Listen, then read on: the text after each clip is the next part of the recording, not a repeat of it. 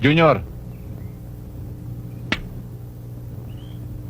Ano ang gagawin ko rito? iputok mo. Saan ho? Kahit saan.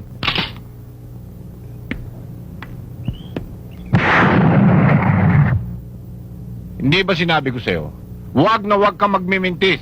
Yan ang kapalit ng buhay mo.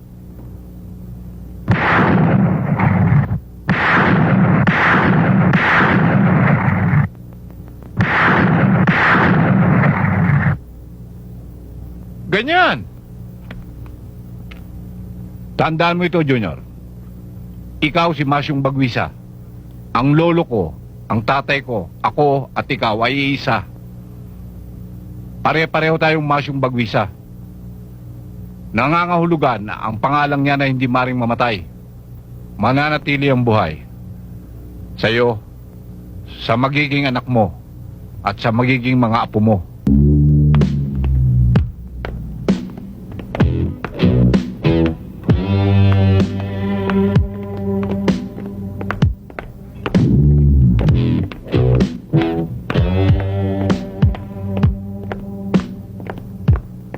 Asya nga pala, Masyong.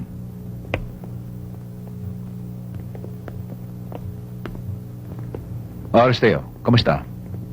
Hindi ako pumunta rito para makipagkamustahan sa'yo. Kung ganon, anong sadya mo? Dalawang bagay, Manolo. Una, minsan pa kita binabalaan tungkol sa senta ko.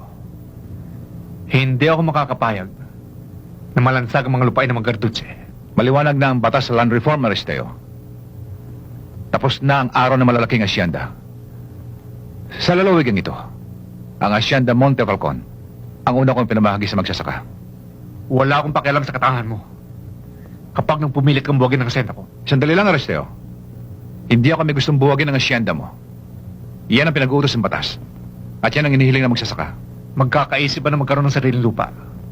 Ang mga mangmang na magsasakang yan, kung hindi dahil sa kagagawa ng mga hunghang na katulad mo, Dalawang pakay mo.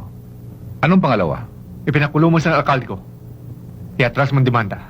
Palayain mo siya. May ebidensya laban sa kapartido mong alkalde na siya ang pinuno ng lahat ng bisyo sa bayan na yan. Ang hukuman ang dapat magpasya kung siya'y dapat ipiit o palayain. Talagang inahamon mo ko. Manolo Montefalcon. Dong Aristeo, nasabi niyo na ho ang dalawang pakay niyo. Nakikiusap po ko.